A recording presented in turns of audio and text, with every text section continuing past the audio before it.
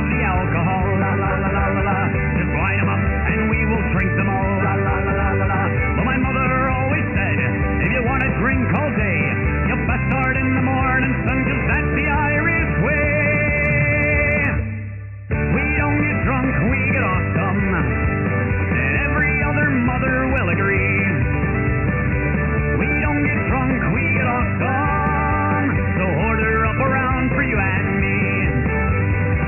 We don't get drunk, we get awesome, and every mother must agree. We don't get drunk, we get awesome, so order up around for you and me, and you and me, and you and me. Let there be whiskey. Go. Hey, everybody, welcome once again to Nerds with Alcohol. I'm Russ, Now I'm Chris. and this is episode 257, back in the virtual nerd basement. Hey. Yeah, thanks, Sean. He just told me all He's in about the it. other room. Yep, He's I know. literally in the other room. Yeah, guys. I heard that he blamed you, Sean. So, Yeah, no, I blame the weather, actually. And dude, our we're gonna show go starts at 8. You need to plan accordingly. you're right, I do. It's not like we start at 8 a.m. or anything. Oh, that would be a nightmare. Nobody would listen. Oh, hey, happy birthday! Hey, and Don, happy birthday. Very well, very nice.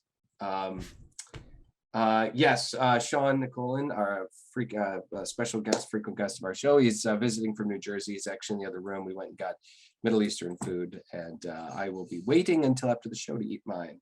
And he actually brought what I'm drinking tonight, which is some really nice 14-year-old Glenmorangie whiskey. Oh, nice. Yeah. I had some 15-year-old Macallan the other day on Christmas, actually, that my dad brought to the Christmas party.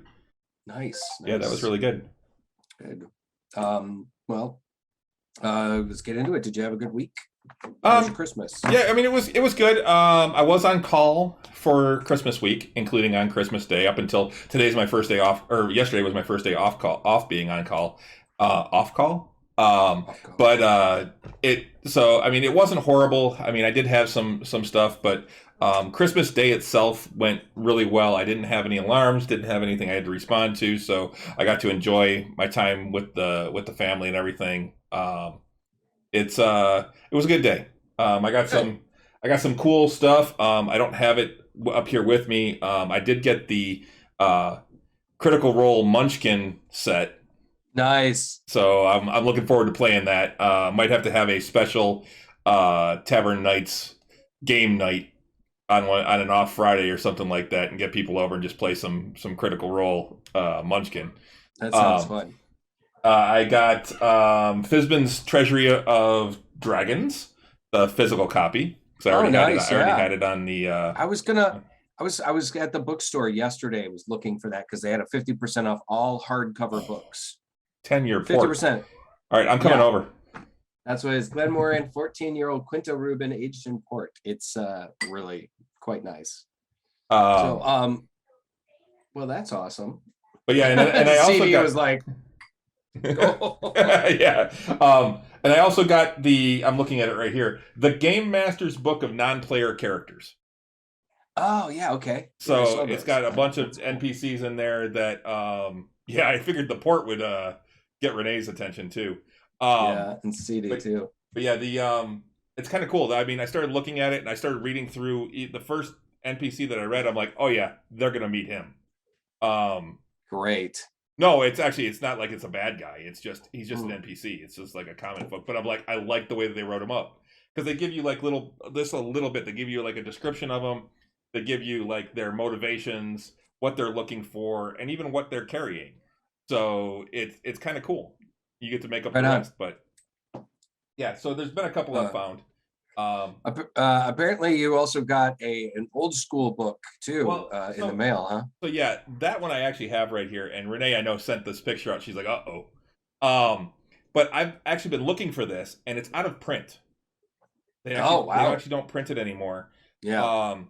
And I found it actually on, I think it was Drive Through RPG. Okay. And I got the PDF version along with a hard copy version that is they're now doing this book as a print to order book. So I actually was able to order it specifically for it, and it is Expedition to the Ruins of Greyhawk. I cannot wait. This is a book I've been looking for a long time. I never got it when it actually first came out. It's been out for. Well, that is a third edition book, yes. but a later printing, correct? Yes. Well, this is actually this just got later printed. design. This one was, let's see, 2007 is when this came out.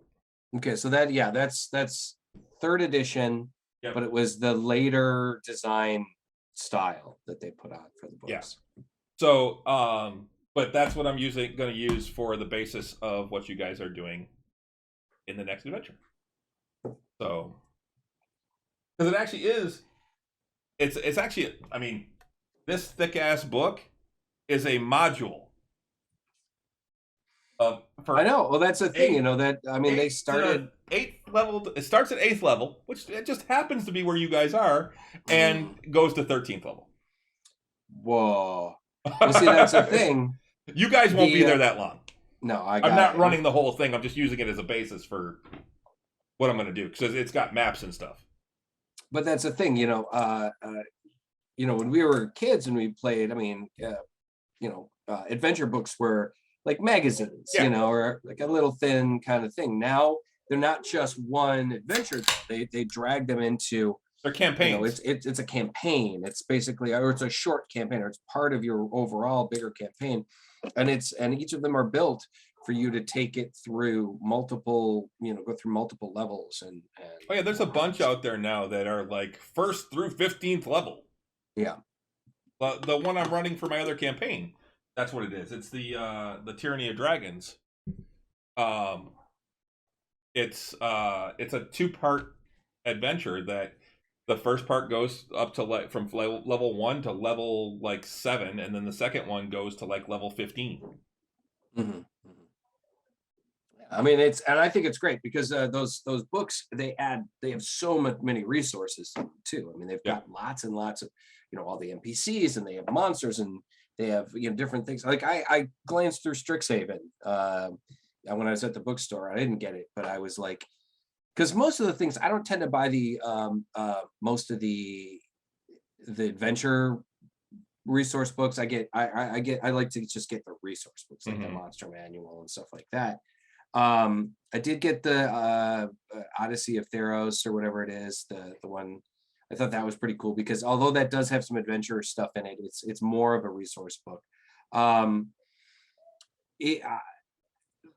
They still all have monsters in it and NPCs and different things that you can use and stuff. There's a bunch of pretty interesting monsters in the Strixhaven thing. So each apparently of the different schools or the different houses in the school basically have a dragon that is their sponsor or whoever founded that school, and it's a dragon, a very specific dragon. So it's like some really cool stuff. So the schools are like what? Griffin Claw, Slitherpuff,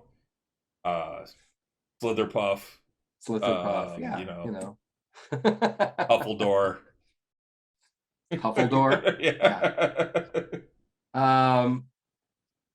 We have a serious discussion about points. And that's fine. That's great. I love seeing all the chat going on. That's really great. The other thing, we had a white elephant exchange at work, and I got that little thing back there, the Pac-Man ghost.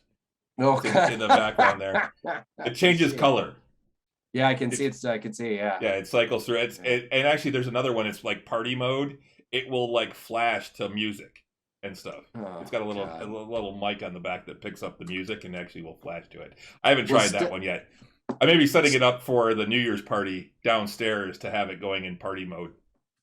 That's cool. Stella, she obviously did all my shopping where she works. They're debating Russ's next drink. Do a poll. Fluffernutter. I want a fluffernutter. That's what. So anyway, yeah, Stella did all my Christmas shopping at Barnes and Noble, which was fine. It was fine. She actually got me one of the coolest things she got me was a book. She bought me the Marvel Maps book, and it's basically a book about all the different locations in the Marvel universe that are prominent. Like, so there's an entire chapter on Asgard. There's an entire chapter on like the various different intergalactic like empires, like the Shi'ar and the Kree and the Skrulls and stuff. There's an entire section about just Manhattan and New York City, Atlantis, all the different. So it's a pretty cool book. It's with a lot of art from the comics and just various different art and stuff. But she also got me, the Shakespearean Star Wars books, where they basically took each of the Star Wars movies and translated them into like a Shakespearean prose. Yeah. Okay, so I have all 9 of those, and although I'm awesome. not a huge Shakespeare guy. I'm not like obsessed with Shakespeare or anything. There are some people that are huge Shakespeare fans. I'm not. I like, it's okay, whatever. But I have all of the Star Wars ones because I just thought they're fucking cool. Yeah. It's just a really fucking cool thing to have. I'm sorry, I got to stop you, Russ. We have a first-time chatter, Callum, and a bunch of numbers. Thanks. Cool. Thoughts on the Chile election and the future of neoliberalism? That's a little too deep for this show. Yeah. Callum, hey. thanks for joining us. And thanks. The name is Dutch. Hey. No screwball whiskey. I've got some of that downstairs on the bar, but that is not a regular drink of mine. That's for sure. Yeah, sorry, Callum. We don't really know a whole lot. Yeah, we don't go that deep on that stuff. We'll talk a little bit of American politics once in a while, but international politics a little much for this show. That might take us too much. This is nerd shit. Yeah. Different kind of nerd shit. Anyway, Stella bought me this book that is basically all 4 of the Avengers movies. Thanks for joining. Translated. Callum. Hey, follow us if you can.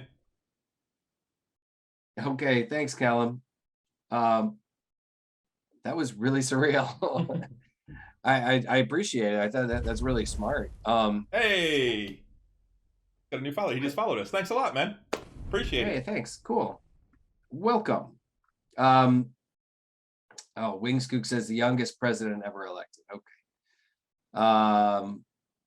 Anyway, so the book she got me was all 4 of the Avengers books, all 4 of the Avengers movies translated into a Shakespearean dialogue, and it's that's cool.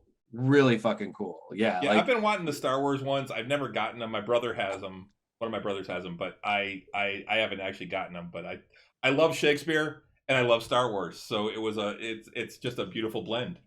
Honestly, they're really cool, and I think you can buy collected editions now too. So you don't have to buy each individual one. You can buy like the first trilogy and the new ones and stuff. But they're pretty neat. And this one is really cool. Like the initial scene with Iron Man and Thor, and right after Thor grabs Loki out of the Quinjet and Iron Man goes after him, and they're arguing at each other, and it's just really funny. Is like the part where he goes, "Oh, what, Shakespeare in the Park? Does mother knoweth you weareth her drapes?" and he says instead of Shakespeare goes, "What, perchance Marlowe in the park?" And I was like, oh my God. So that's just a little thing here and there, but it's actually really cool. And then she got, like I said, she got me that the Marvel Maps book, and then she got me. The funny thing is we had one of those things where we both bought each other the same thing. We both bought each other the box set of Schitt's Creek. And I saw that on Facebook. The funny thing is she got hers at Barnes and Noble, and I got mine at Target. I spent like $25 on mine. She took hers, took the one back that she got me, and gave me a gift card at Barnes and Noble for $45. And I'm like, wait a minute, you spent, with your discount, you spent $45 on this? I spent $25 at Target. Don't ever buy DVDs at Best Buy. Don't ever do it. You're gonna pay 3 times as much. Ridiculous. But it was still nice. She got me a little Lego kit and a couple other things. And it was a nice holiday. And my parents got me an little Amazon card, and gonna do some Amazon shopping. And I also bought myself 1 or 2 things, because you should always treat yourself at the holidays. I did bought not. the new. I bought the new Guardians of the Galaxy movie, or excuse me, Guardians of the Galaxy game. I tried getting a PS5 4 times and failed each time. Got to give it some more time, man.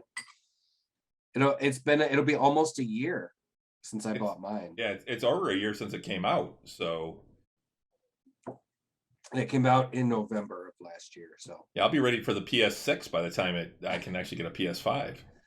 I don't think that'll be the case. We got a while before the 6 comes out. I just want it before February because I want to start playing Horizon the minute it comes out. I might have to take a week off work when it comes out, or at least PS20? have a long weekend. The PS20. The PS20 is going to be like a chip we insert into our head, and then we just play in our brains. So Renee just reminded me too that one of the other things we got was we actually got to get into the Royal Club at Royal Oak Brewing, which is their like elite mug club membership. They basically hold a raffle every year. There's only like 100 of them. They do special parties, you get discounts, things like that. But you get if they're on a wait, you actually get put at the top of the list when you walk in, that type of thing. Right on. It is more expensive than the regular mug club, but there's only 100, and they every year they take whoever doesn't want to renew their mugs and they raffle them off basically. And they anyone who's in the mug club that wants to get in shows up on that date and time, and they draw names. And luckily, they drew both of our names for two of the 5 mugs that they were selling. You people with no kids and playtime and also port.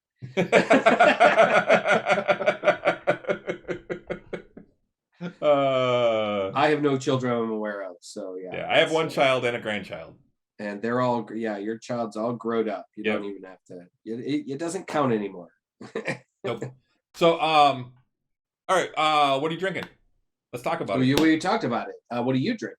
I am actually drinking a limited release series cider from Blake's Hard Cider Company. It is the Berry Cranders Cranberry Hard Cider with a hint of ginger. Oh, nice. It's okay. What's it say here? I'll have to check it out. I didn't see that one. That I actually just saw it at Kroger for the holiday. I saw it at Kroger, and I'm like, you know what? Fuck it. It is 6.9% ABV, so you got to be careful, Russ. That's a little high for you. Yeah, that's a little high for me. But me, I'm drinking this lovely scotch. Yeah. Like I said, again, it's Glenmorangie, 14-year-old Quinta Reuben aged in pork barrels. It's lovely. Drinking Hennessy in the Continuum. What's that? Callum says drinking Hennessy in the Continuum. So CD's drinking cider donut. Nice. Yes. They do put out the toasted marshmallow milkshake stout. I've had it. It is pretty good. God, toasted marshmallow milkshake stout. It sounds more like a dessert. It is. It is a dessert in a glass. But anyway, so it's got a little pink. This one has a little pink hue to it. It smells fruity. See, I'm picky about cranberry. I don't know. I mean, this actually has quite a bit of it. It's a good mix of apple and cranberry. It's got some of that tartness of the cranberry. And when I had it the other day, I had like this little bit of a fakeness to it that I didn't like. It was like a fake aftertaste type of thing. Okay. I'm not getting that right now, but it may be because I was just drinking an IPA before it. But it's I'm not getting any of the ginger. That's the thing. It says it's a hint of ginger, but I don't get any of the ginger in there. Really. Not even as like an aftertaste. But I mean, it's good. It is actually pretty good. I like cranberry and apple, I like the cran apple stuff. Sure. I'd say this is probably worth about a 3.75 to a 4. I mean, it's pretty damn good. Nice. Yes, I have had the cider donut cider, and I don't remember the name. I think it was like a number on it, but it was really good. When they do it right, cider donut can be really good. But now Renee's drinking the Petoskey Stone Gin. I got to tell you, this scotch is lovely. It's it's scotchy. Yeah, I mean, it's scotchy. you have that. How you have that smoky is certain- it? That's the thing. It's very smoky. Oh, see, I wouldn't like it then. I don't like a super smoky scotch. Well, I mean, I'm not the best gauge for this, I just know what I like, Mm, and I'll say I don't know if it's super smoky. I'd say it is smoky, but it's not like, it's got you can definitely taste like it's woody. It's a bit woody, and okay. it's lovely though. I mean, Sean would probably be a better. No, I just said it's a Highlands whiskey, but it's not smoky where those go. So it's not. Some of those Highlands whiskeys can get really, really peaty and smoky. It does end smooth and sweet. So Okay. that's yes, yeah. Peach port burst sort of smooth, yeah. So yeah, Sean would actually be a much better, descriptor of Cool. this. But so yeah, good. It's great though. It's really nice. And you're drinking it neat, I see. So. I am, because I am not a barbarian. There is nothing barbaric about having it on the rocks. If you have a couple of rocks in there, the water opens it up and actually lets you get a lot more of the aroma. Okay. It doesn't. Fair enough. And if you only have a couple, it doesn't water it down. Yeah, it's not a campfire in your mouth. That's good, because those are the ones I don't like. Okay. Well, it's not okay. So putting ice in scotch isn't necessarily as bad as, like, say, putting ice in your wine. Yeah, that's different. Ice and wine or beer, that's a tragedy, is what that is. Gross. But yeah, in that, even just adding a little bit of water, even if you don't want it cool, because I actually like my liquor cold too. I like it at a cooler temperature, and so that's why I use ice. But if you just want to take just like a little like cocktail straw of water and just a few drops of water and put that in there, it opens up the flavors. If you do I did a bunch of research online about that, and that's one of the things that they talked about a lot, was that's what it was. Because I was looking up, does it really affect it? And they say, yeah, it does. It opens it up and actually allows a lot of the aroma to come out, and it enhances the flavor. All right. The more you know. The only thing that should be served. Oh my God! Yeah, Renee's talking about what we saw once at a bar. Oh God! But Renee, Anakin Skywalker served Steve. What's barbaric is mixing it with Coke. So you never. We actually saw we went to the cigar bar there in Ferndale, Secreto, and we were sitting at the bar, and this guy came up and ordered I don't remember, I think it was a 12-year Glenlivet, I think. Like, smells like smoked ham. It's like burnt feet wrapped in bacon. But this guy walked up, ordered a 12-year Glenlivet and a Coke, took one sip of the Glenlivet and dumped it in the Coke. What? That's messed up, man. I mean, I've heard of using scotch in mixed drinks, but in a Coke, just like a scotch and Coke? Yeah. Yeah, that's fucked up. That's fucked up. I'm like, did he just? And the bartender was like, yep. Unbelievable. We should move on. We should. We got a lot to talk about tonight. We do. Hope everybody had a great holiday. Welcome back again. This is our last show of the year. So I say we. With that. Sorry. What's that? The name is Dutch. Just posted. Have you heard of a dirty beer? German thing: lemonade or Coke with Weiss beer. Which I can see the lemonade with the Weiss beer. That's more lemonade like a shandy. Beer, yeah. But like a shandy. I can't see a Coke. No, it's kind of. But I mean, they're definitely use cheap for mixed drinks, not a 12. Yeah, exactly. Use cheap mixers for mixed drinks. You don't use a 12-year-old. That's the thing. So, but it's got a birthday. You don't. Yeah. So a drink to say goodbye to 21. Yes, this is our last show of the year. Last show of the year. Here's hoping that 22 is an improvement, because 21 was supposed to be the improvement over 20, and it really wasn't much of an improvement. I saw a thing that showed like 2020, and it was like a little wave, and then 2021 was a big wave. And it says 2022, and it's Godzilla coming over the wave. Let's not say shit like that. It's Gonna logical. go and gonna make an appointment. Go get some new glasses this week. I'm gonna do. You're not going to do the. You're not going to be doing the Poindexter thing anymore with the. Here's hoping, man. I'm getting real tired of this shit. Like I'll look down and my glasses will fall off. I've gotten really good at catching my glasses as they fall off my face. I've been doing this for like fucking like 6 months now, and it's getting crazy. And the fact that I'm constantly doing this now too, because it's like either my prescription has changed or they're just so jacked up that I can't see through them anymore. So well, I can't use my glasses if I'm looking close now. I've never been able to, because my glasses are for distance. And the last time I went in, they were like, you should look at at bifocals, and I'm like, but I'm like, I don't need them for reading up close. Wouldn't they just be regular glass? And they're like, yeah. And I'm like, then no, I'm not paying you extra just so that you can have half my glasses be regular glass. I'll take them off. Thank you. Yes. No, I'm not a big fan of contact CD. I just, it's not for me. But yeah, unifocals. That's what I need. Like, wait, with his glasses off, I swear Clark looks like, nah, it's crazy. It's crazy.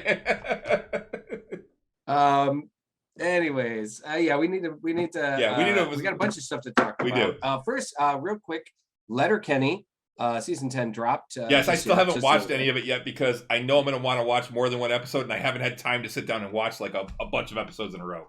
Yeah, I mean, granted, you can watch the entire season in the same time it takes you to watch Spider-Man, but right, yeah, I binged pretty much, the other day, most of it, and I think I did end up watching all of it, and it's more of the same, funny stuff. But we could get into it after you've watched it. Funny stuff. There is one entire episode that is all dick jokes, because of their Mennonite neighbor, Noah Dick, yep. And they have they do some funny shit. There's a little bit of Shorzy in there. There's a little bit of fuck you, Shorzy. Yeah, there's actually a point where, because Jared Kiso, who plays Wayne, also plays Shorzy. Yep. And there's a point where the two of them actually shake hands, and it's like, that's meta. But it's a funny show. It continues to be funny, and it's a show that continues to be both smart and stupid at the same time, and I just don't know. They caught lightning in a bottle with this shit. Yeah. So I really enjoyed it. Last week, one of the guys was man.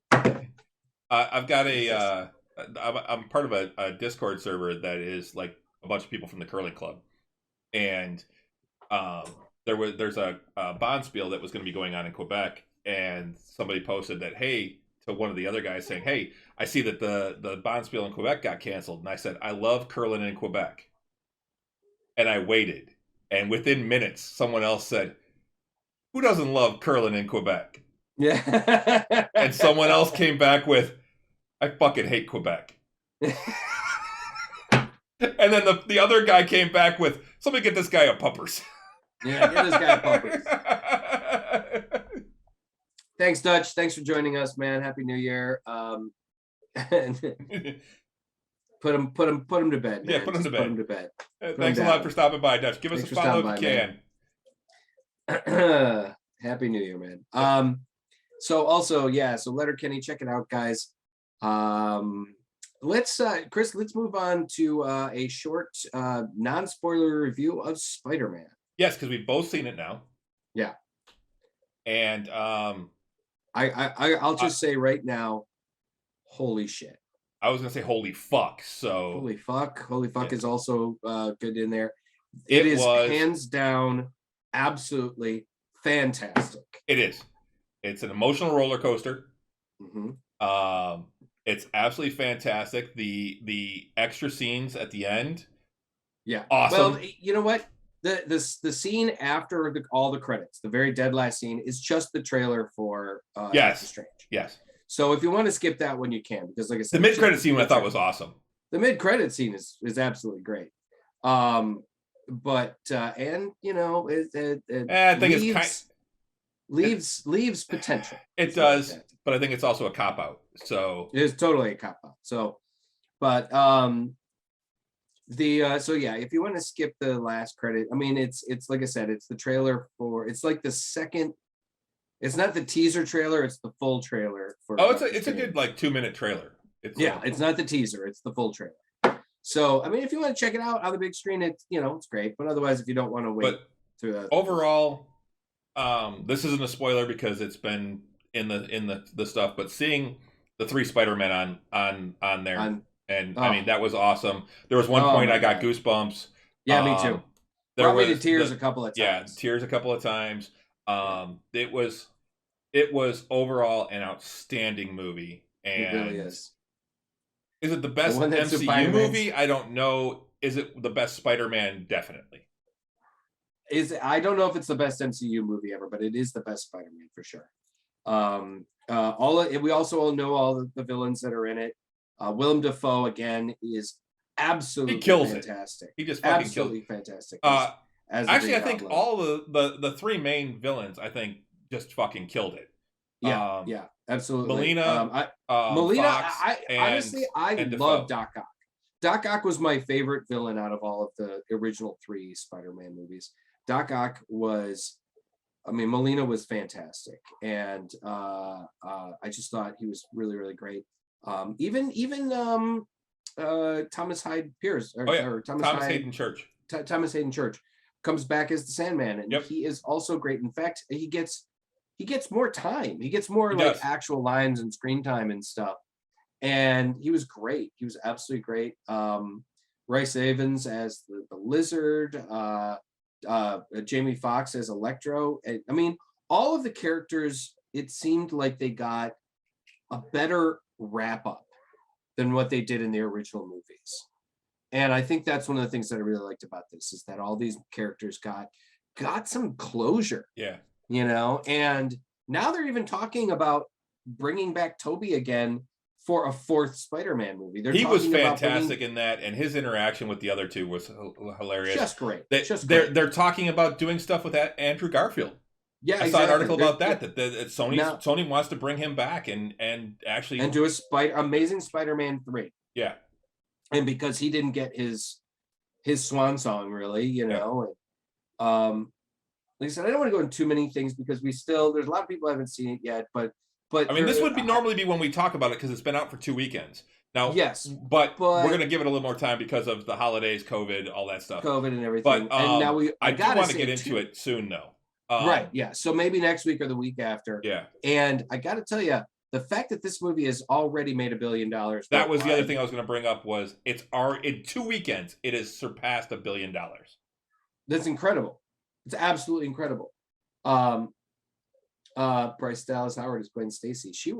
I'd love to see her back, but yeah, I mean, she was Gwen Stacy in the 3rd Spider-Man movies. But I mean, it was great seeing. In which Spider-Man? I mean, the 3 Spider-Men together, just interacting together. Just I mean, there's some really great lines, some really fantastic stuff, and like I was part of the Avengers. What was that, a band? It's just like really great work, and I'm really, really, really happy with it. And yeah, it was an emotional roller coaster. You're laughing 1 minute and then you're crying, 3-4 minutes later, 5 minutes later. So, dude, she was in Spider-Man 3. Okay, that's right. Yeah, she was in Spider-Man 3. Because I'm like, wait a minute, it was Emma Stone was Gwen Stacy. That was in the Amazing Spider-Man. In Amazing Spider-Man, but I actually liked Emma Stone as Gwen too. I like Emma Stone and whatever she does. I'm actually a big fan of hers. But yeah, I mean, CD, honestly, if you're not a big superhero fan, I mean, this movie was really, really just hands down really fantastic. And I can't wait to see what they do next. Tom Holland, they're being real cagey about Tom Holland and about the next Spider-Man stuff, but the producer has already said, from Sony has already said, we're working on the next 3. That we want to do the next trilogy with Tom Holland. Marvel has also said similar kinds of things, but they're trying to be a little more cagey. Tom Holland is Spider-Man now, and he's young enough and spry enough, and well, he looks young enough, and he looks young enough that he could easily do another 3 to 6 more movies of Spider-Man. I think before anybody starts getting tired of it. So, I'm really looking. I mean, he's 25 now, playing a 17-year-old. So, yeah, exactly. I mean, the kid who played Ned was really great. Zendaya did a great job as MJ. I liked how they continued to like Michelle explain Jones. out her name, Michelle Jones Watson. She doesn't really use the Watson, so people are like, okay, is she estranged from her mother? Is she estranged from her father? You know, what's going on with that? I really love the multiversal aspect of it, you know, and we're going to see Tom in at least to some extent in Multiverse of Madness. Yep. I'm guessing he's going to be. Now he's not in the trailer at all, though. So, but they have said he's supposed to be in it. Yeah. So, Doc Strange. Honestly, we didn't even talk about that. Doc Strange in Spider-Man was really fun too. And he was great. Yeah, and there's a reveal in there too that I thought was hilarious. So, well, we can talk about it later. Yeah. No.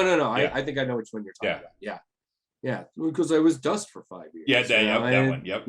Yeah. The technicality. It's some really, really fun stuff. I liked how they explained with why everything was covered in snow. Yep. In the sanctum, you know, and that Wong's little appearance real quick. I mean, it was. I love Wong. Wong is so great. Wong's the best. I love what they've done with that character. He's more because in the comics, he's Doc Strange's assistant. Yeah. He's his assistant, is his butler, he's his manservant, you know, whatever. And I love the fact that they have made Wong a big deal. Mm-hmm. He's a big deal now. You know, he's not just he's not just Steven's like manservant, and I really like that a lot. So, but yeah, Doctor Strange was absolutely huge. Doctor Strangelove. Yeah. Strange. I got that. I'm a big Depeche Mode fan myself. So yeah. Okay, so moving on. You know what? Before we get into some of the other big stuff, I wanted to let's go over this thing that here. One of these lists here that I talked about last week. These are Games Radar's best picks for the best RPGs you should play right now. I think just want to go over them real fast. Now, there's 25 of them, so we're just gonna rapid fire go through real quick. I'm a big RPG guy. RPGs tend to have really strong storylines and have a lot of like long play time. You know, like you'll play them for 3, 4, 6 months. And I mean, my thing with RPGs is I love them. They're one of my favorite types of games to play. But they're the type of game that I sit there and I'm playing and I look up and go, where'd the last 6 hours go? Right, exactly. And I don't feel like I moved very far in the game. Right. And that's why you can get 300, 400, 500 hours of gameplay out of these games. They're usually your best money. And quite often, many of them have really good replayability because if you choose a different kind of character, it's a completely different way of playing the game. Like I've been playing Pathfinder Wrath of the Righteous lately, and I'm coming up on the end game, and I've been playing it for the last like month or so, month and a half, and it is a very solid game. It's really, really great. It's not on this list. I think it's maybe a little too genre specific, but then again, I am playing also Skyrim, the Anniversary Edition, which I believe is on this list somewhere. And it is hands down one of the best video games I've ever played, and it's 10 years old. So I want to get into this. Let's see, the number 25 is Monster Hunter World. Haven't played it. It's on the PS4. It's on all of the things. PS4, 5, Xbox One, Series X, PC. People are saying really good things about it. I didn't get into it mainly because I can't play everything. But and I have heard a lot of it is hunting down monsters, which I'd like a little more to it than that. But I have heard really cool things about it. Borderlands 2. I haven't played any of the Borderlands games. I've seen them played. I was watching a friend of mine play it. I've heard it's really good. They're making a movie based on Borderlands. I'm excited to see the movie, and it's got a really cool design element. But I once again just was not able to get into that game. The Final Fantasy VII remake. I have that was one of the PlayStation Plus games a few months ago. This is number 23. PlayStation Plus games. I did download it, and I was playing it for a while. I kind of set it aside. I'm like, I'm gonna come back to this. I am excited to see the next chapters because I remember playing Final Fantasy VII and really enjoying it. So this game it's been made bigger. It's made more beautiful. It's while still maintaining the really kind of just cool aspects of the original game. Definitely check that out on PS4 and PS5. Middle Earth Shadow of War. That's actually in my stack of games that I haven't played yet. The Middle Earth games are absolutely great. You got Middle Eastern on your mind. You have almost said Middle East. Oh, I got that Middle East food in I know. the room, and I'm really hungry. The Middle Earth games, honestly, they put out some really solid games, particularly the last couple ones. They're really cool stuff with the Nemesis system and everything. They had some really great commercials a couple of years ago too for these games. But it's a very cool game, very addicting. So I'm looking forward to Shadow of War coming up. Nier Automata, another game that I have on my stack of games, number 21. People have been saying nothing but good things about this game. It's on the PS4 and 5 and PC, and it's also a Japanese RPG, so it's a JRPG, and wonderful things. I'm really looking forward to getting into that. Number 20, The Outer Worlds. Again, another game I have on my stack of games. That's from Obsidian. And it says, it feels like Firefly and Mass Effect had a neon space baby, and you are the caretaker of its future.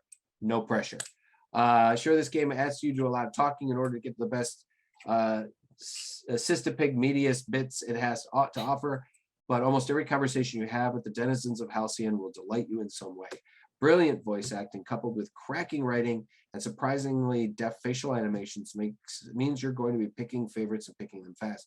This is the game that was produced by some of the people that worked on Oblivion, worked on Fallout. Worked on Obsidian Studios that worked on Skyrim and worked on Fallout. So I'm really looking forward to this game as well. I've heard nothing but good things about the Outer Worlds. It's very much sci-fi. So Kingdom Hearts 2 is number 19. I played Kingdom Hearts 2, great game.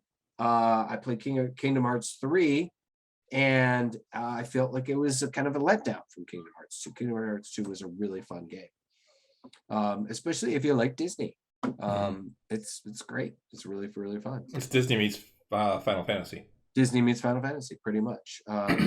It was released 3 years after the original, expands on the brilliant Kingdom Hearts concept. A young boy named Sora gains the power of a mysterious Keyblade and must travel through Disney worlds to stop the evil Heartless from spreading while polishing rough edges and expands outwards with gusto. Now, unfortunately, the Kingdom Hearts 3, it says Kingdom Hearts 3 might have 14 years of dev time under its belt. The second installment in the trilogy is still superior. And I got to agree, that is, it's very much the case. Number 18 is The Division 2. Never played it. I haven't really played much of it. Yeah. It's one to try out if you love playing RPGs with friends, as The Division 2 is a perfect example of how to get a sequel right. It's a reactive world response to decisions you make, and there's just so much to do, including building up your base and gradually becoming a top 2 Division agent. Okay, cool. So number 17, Assassin's Creed Valhalla. It's on my stack. It's one of the first PS5 games that I bought, and I've heard, again, nothing but awesome things about this. Now, I've never been a big Assassin's Creed. I got bored with it. Did you really? Yeah, I was playing it, and I just kind of got bored. Now, I've never been a big Assassin's Creed guy. I played the originals Assassin's Creed and got extremely bored with it. And a lot of people say, skip number 1, go right to Assassin's Creed 2. I've still heard that Black Flag is the best of all of them. I have heard that as well. Sean he's texting me. It's like, do you need port? He's gonna get you drunk before the end of the show. Yeah, I gotta go to the airport later, but not until like after midnight. Now, Sean, I'm okay for the moment. I'll probably have some port after I eat. Division Division 2, even more divisive. Shadow of War was amazing. Same engine as the Arkham Asylum games. I think you're maybe correct. Yeah. Let's see, we're back here. So I am looking forward to Valhalla. I think I'm gonna really enjoy it though, because I do like the fact that you can build up your settlement stuff too and everything, and the expansions that they're coming out with are really, really great. So, yeah, they've got more and more expansions coming out all the time for that game. Let's see, got to go to page 2 here real quick. We're moving on to number 16, Persona 5 Royal. Don't know anything really about this never game. even heard of that one. The Persona games, school is hard. It's even harder when you have a superpowered alter ego who spends their nights roaming through a supernatural realm, fighting the bloodthirsty, personified desires of people around them. So, okay, it's a Japanese RPG. So it definitely has that JRPG feel. Number 15 is Stardew Valley. It's available on all of the systems, including the Switch. Don't really know a whole lot about that, but it is also like a Nintendo-y kind of a... Yeah, it's actually one that I saw that a lot of people say you should if you are going to start streaming games, that's one to start with. Yeah. But it's not my style of game, so. Not my style of gaming either. Dragon Quest 11, number 14. Dragon Quest 11, Echoes of an Elusive Age, another JRPG. If you look up JRPG in the dictionary, you'll find that it's not actually in there because most people would assume it's the acronym for a phone provider or something. But if you were to add JRPG to the dictionary, Dragon Quest 11 would probably be the best example to point to. It's simply sublime. The series, combat, and charm haven't aged a day, and all of Dragon Quest 11's supporting characters have charisma that have protagonists that most protagonists would kill for. It's gorgeous, perfectly paced, and packs music that'll make your soul pound. Okay. Number 13, Dragon Nintendo Souls. Game. What's that? Another Nintendo game. Yeah. Number 13, Demon Souls Remake. It's available on the PS5. It's what may be one of the best launch titles ever. The Demon Souls Remake is an absolutely beautiful reimagination of a game that drastically shifted the entire industry. You may have played Demon Souls, but this remake's new architecture and visual design, done in picture-perfect next-gen quality, will add mystery back to well-known areas. And I've heard Demon Souls is one of those games, too, that is really difficult. It's one of those games where you really need to hunker down and concentrate. Dragon Quest 11 was actually Square Enix. I didn't realize that. Oh, really? Yeah. Oh, yeah. It looks like a Square Enix game. Number 12 is Dragon Age Inquisition. Now, I loved all the Dragon Age games, and Inquisition was really solid, and it's enough to the point where I wouldn't mind going back and playing that again. I actually only played the first Dragon Age. I loved all the. I loved it, but it was, again, where'd 6 hours go? Why did I only progress I feel like I only progressed like 2 minutes in the actual story. Yeah, it's such a good game. Inquisition was the last one so far, although they have a new one coming out soon. And it is the first game that I bought digitally. I couldn't find it on hard copy, and so I finally have said just fuck it, and I bought it for download, and it was an amazingly good game. If you like fantasy with a bit of a darker edge, but not too much of a darker edge, the Dragon Age games are really, really great for that. World of Warcraft, number 11. Now that is the first entry on this list that is a massively multiplayer online role-playing game, and it persists over 15 years later. So I have played a little bit of World of Warcraft over the years. Didn't get into it hardcore because I was at the time a City of Heroes nerd, and I did. I just knew I couldn't. If I got into World of Warcraft, I'd never play anything else. I have not touched WoW in probably six plus months. With all the shit going on at Blizzard, I really haven't touched any Blizzard games in the last few months. Yeah. Now, from what I understand, Blizzard is cleaning house, so hopefully they will get away from the toxicity and toxic kind of shit that they've been kind of have become known for. Yeah, because they were outed as being a very toxic kind of place. Yep. So we got to roll through these. Disco Elysium, number 10, available in all the systems. You're a detective with a drinking problem and drug-induced amnesia, and you can die in the opening minutes while trying to get your tie from the ceiling fan. There's no traditional combat, but there are dialogue trees and skill checks. So you need to upgrade skills to pass skill checks. However, it's a slippery slope. Upgrade your drama too high, and you might be partial to the occasional fist of hysterics. All of Disco Elysium is based on dice rolls, which are added to your skill value and stat value. The resulting roll, in addition of all the stats, will tell you if you succeeded in completing a task, which can be as asinine as getting your tie from a ceiling fan. So it sounds interesting, but I don't think I'm going to be playing that one anytime soon. Bloodborne is number 9, available on all the systems. I didn't know a whole lot about it, but I hear it is actually beautiful, interesting, and just like very engaging. So I might have to check that out eventually. Number 8, Assassin's Creed Odyssey, topping out, placed above Valhalla on the list here. It's a leap forward for Ubisoft's Stabby series, as for the first time you have NPCs to romance, whether you want to be a Casanova or as chaste as a saint, and dialogue options. This was the one that obviously took place in the Grecian era, and I've heard it's absolutely gorgeous. So you know, I would check that one out as well. Elder Scrolls 4 Oblivion. Now this one is was the one that happened before Skyrim. I started playing the game and then went, I'm going to come back to this because this is going to take me forever to get through on the PS3, and I never ended up coming back. And I do remember a lot of people saying it was amazingly addictive, and it was one of the biggest games at the time. And I really feel bad that I never went back to Oblivion, and someday maybe I will. Yeah, I played Morrowind, but I never played Oblivion. Yeah, no, a lot of people say it is really great. Now, one of the things that bothered me about playing Oblivion, no map markers. You know, so you didn't know where to go. You didn't have even at least any kind of guidance. You just had to, you had to find the shit. Yep, you had to wander around. Morrowind was like that too. Morrowind was like that as well, and it was one of the hardest things about those games because they were fucking huge. And they were huge, right? And you had a mission, you had nowhere, you had no hint as to where to go on the map. So Morrowind was the first open world game I ever played, and it was one of those things where I would wander around for hours trying to find who I was looking for. I had no idea where I was supposed to go. Exactly. Let's see. So that was number 7. Number 6, Star Wars Knights of the Old Republic. I know that's one of your big jams. Sometimes RPGs can feel a bit unapproachable. If you're not a lover of the game type, you might feel daunted by a title that requires meticulousness or an endless supply of patience, or seemingly endless supply of choice. Star Wars Knights of the Old Republic is a game that appeals to hardcore RPG players and those who may have been hesitant to join the ranks. Set 4,000 years before the movie's events, you're tasked with training in the ways of the Force under the tutelage of the Jedi.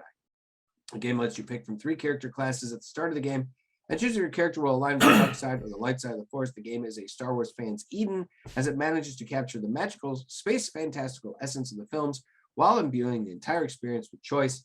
There's incredible voice acting, accessible gameplay, and sparkling supporting characters. Plus, you get to swing a carking lightsaber. Yeah, I actually have that right here on my computer screen. I can see it sitting there, and I started playing it again because I hadn't played it in years. And I loaded it up. I got it from Steam, loaded it up, started playing it, got through about the first half an hour, and then the game locked up because it's an old game, I'm playing it on a modern system. So there's going to be those little glitches that cause issues, and I haven't gone back to it since then. I'm like, God damn it! But I'll tell you what, the graphics, oh yeah, that's great. I'm looking at it on this like 34-inch monitor that I have, and they are so pixelated. It's not even funny. I'm like, I'm gonna have to get like an old monitor out and hook it up just to play it on there to get the pixelation down a little bit. That's funny. Oh well, maybe they'll update it a bit. So moving on, number 5 is Elder Scrolls 5 Skyrim. Honestly, God, to my heart. Yeah, Sean, you just shove them off bridges with the Force because there's no fucking handrails in Star Wars. Why? I don't understand. OSHA doesn't exist in the Empire, man. OSHA doesn't exist in the Empire. That's right. But this was long before that. But anyways, go ahead. Sorry. Exactly. Number 5 is Elder Scrolls 5 Skyrim. Available on all of the systems. It is a fantastic game. I got that on here too. Do anything you want. Elder Scrolls 5, Skyrim is rammed full of delirious license to properly live in its world. You can devote yourself to alchemy and go hunting for a day to your heart. Adventure your way to the top of the companions, or just wander around Skyrim, making a living harvesting wheat and potatoes as a farmhand.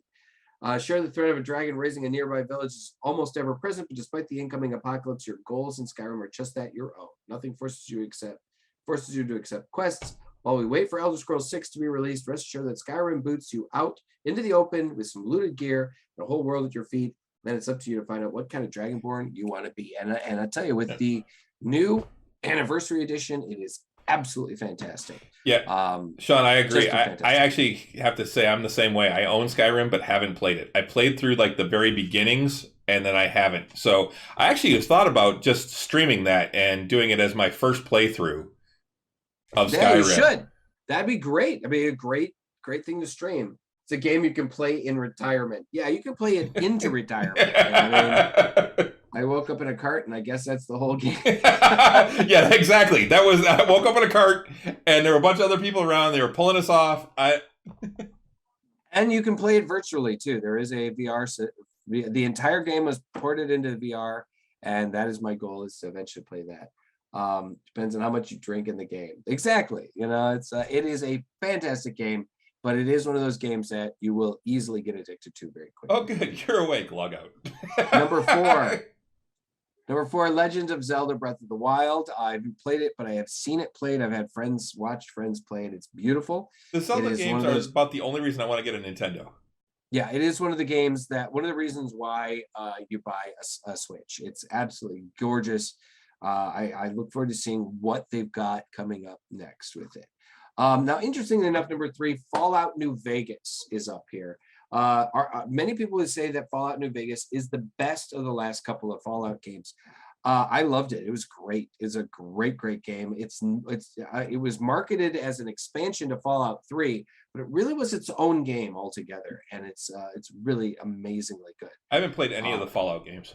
Oh man, they're so good, so much fun, and this one really was great. Fallout 4 was, yeah, Fallout 4 was still my favorite, but Fallout New Vegas was really great.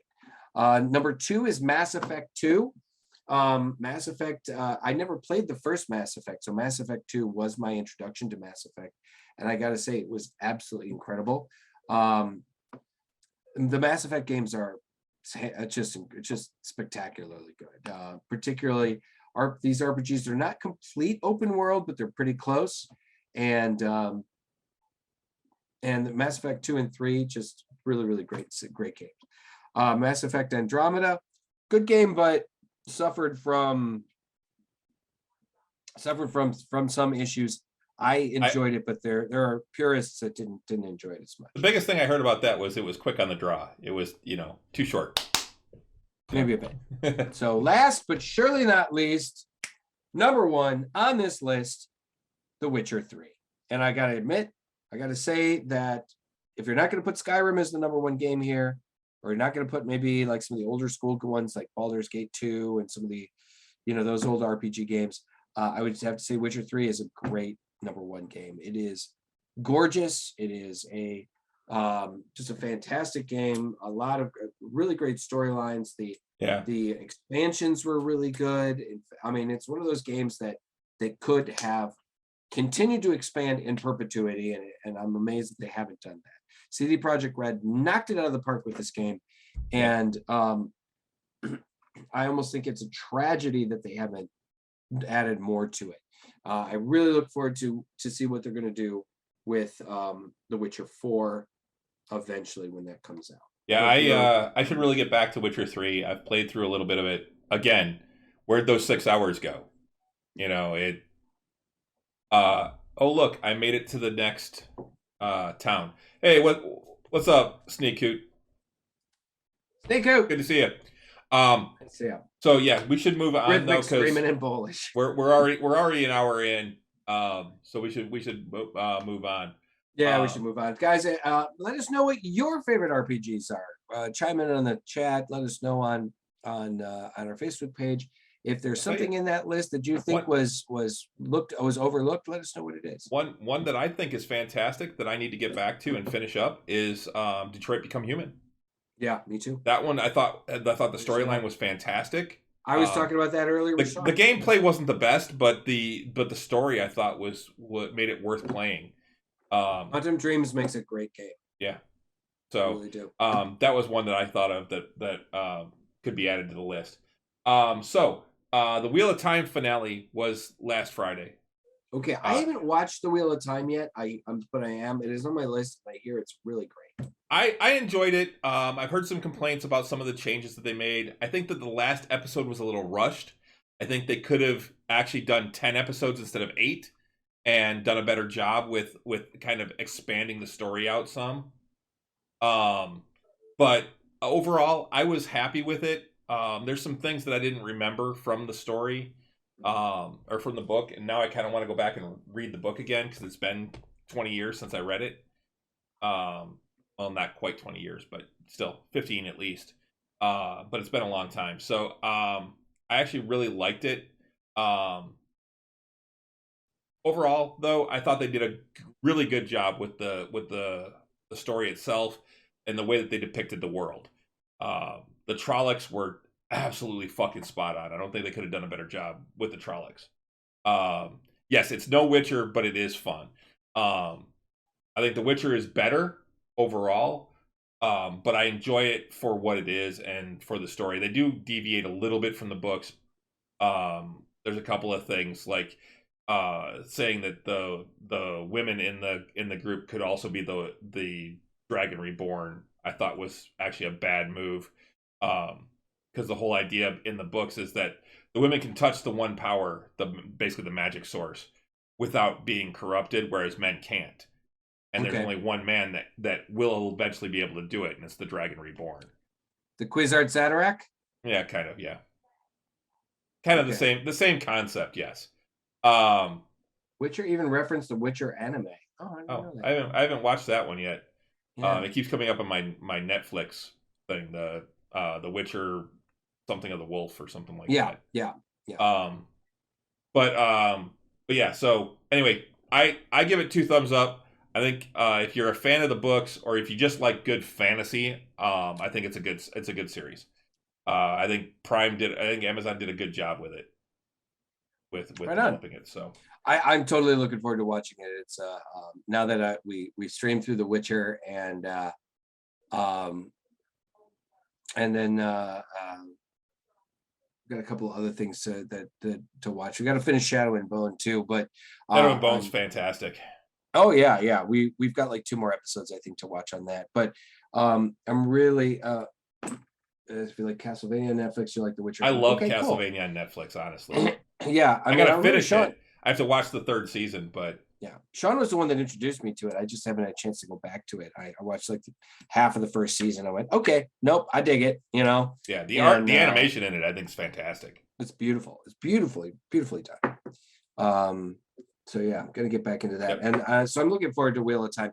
Apparently, it's the #1 streamed show on Amazon Prime right now too. So okay, good. Matrix Resurrections came out, and it's on HBO Max and in theaters. I had heard nothing but bad things about this movie until last night. And I was talking with a buddy of mine. We were at trivia, and he said that he actually thought that it was actually a pretty good movie. He didn't say it was fantastic, but he said it was good. It's not the same. It is not the Matrix of old. He said they do a good job of explaining why Neo's back and how he's back. He said, but it is very much a different feel and different movie than the original 3. Okay, well I think that's good.